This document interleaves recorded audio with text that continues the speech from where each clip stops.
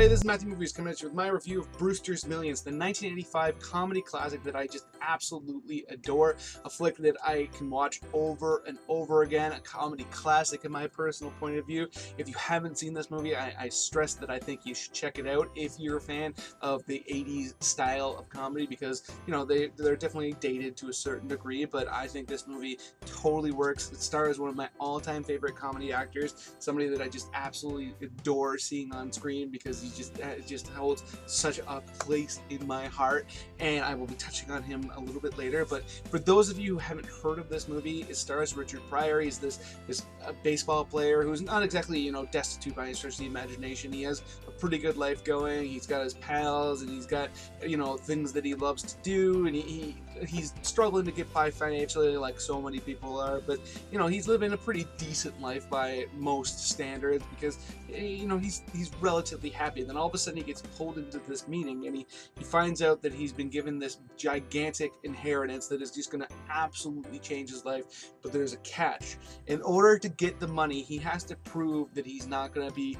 you know, this miser who's not going to do anything with the money. That basically the person who left him the cash wants to see if he can live up the good life and be worthy of the cash that's coming his way. So the rule is that he has 30 days to spend $30 million, and if at the end of it, if he has any money left, it's all going to be gone. He's not going to get the inheritance. He can keep whatever memories he has, but the other thing is he can't buy anything. So he can't go out and buy a mansion or buy a baseball team or anything like that. He has to fritter this money away, and that rule comes into play throughout the entire thing. Like every time he tries to make a deal, there is a crew of lawyers that will explain to him whether or not that's something that can be done or not. And throughout the rest of the film, he basically needs to try to fritter this money away, and he can't just go give it all to charity or anything like that, and as a result, hilarity and insanity ensues. And I think Richard Pryor was just the perfect person to play this role. He just has such, you know, a wide-eyed look to him sometimes. Like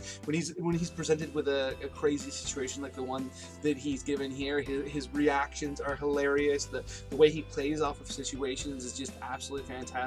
I always enjoyed watching him on film, even though unfortunately he didn't make that many great films. I mean, he was much better as a stand-up comedian, unfortunately. But when I did see any of the movies of his that I enjoy, I really, really enjoy what he brings to them, and so that was awesome to see. And when I mentioned earlier that there was a comedy icon in my personal view that I absolutely love, I was talking about John Candy, who plays his best friend and the guy who basically comes on several of these adventures with him and is there throughout the entire ride with him, and seems to be like one of the only people that he can really trust with the situation and isn't trying to take advantage of him in any way. And he's just such a lovable guy in this movie, and which I think they did a perfect casting decision when they gave John Candy that role, because I mean the guy just radiated love and kindness in all of the roles. There's a reason why he's one of the few actors when they passed away that I actually felt like emotionally impacted by it, like including people like Robin Williams and John Ritter.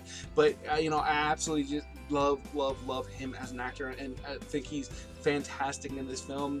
The way he kind of comes in and gives his little witticisms and reactions to the things that are happening in the life of his friend is great, and the way he just absolutely embraces the situation. I just really dig it. And if you are looking for another comedy icon from the era, there's also a relatively short cameo by Rick Moranis thrown in there, so that's always gonna be something that's worthwhile, because again, he's one of those actors that he's just so infinitely lovable, and personally was actually my favorite part of the Ghostbusters franchise, which I know some people might see as sacrilege, but that's just giving you an idea of how much I enjoy seeing him on film. And so it was really cool to see him in this movie, and it's definitely a bit of a departure kind of role for him, which is really fun to see as well. So I mean, I think this movie is just a whole lot of fun to watch, and one that like I said earlier, I wish a lot more people were aware of, and I mean, the fact that they recently put this movie out on Blu-ray, it's a film that I really, really want to have in my collection. And speaking of which, if anybody's out there, this is just a random aside, if anybody's out there and they have Cool Runnings on Blu-ray, it was put out as a Walmart exclusive, and it never showed up in the city in Canada that I am. I really, really, really want to add to my collection. Like I said before, I absolutely love John Candy. So if you are out there and you have it, or you know of a store that has it, and you can hit me up in the message section, and I'll see if I can send you a film your way that you might enjoy. You know, I'm not necessarily looking for a handout here or anything like that. It's just a movie that I know that isn't available to me that I really, really want to get. So anyways, those are my thoughts on Brewsters Millions, a movie that I enjoy a great deal.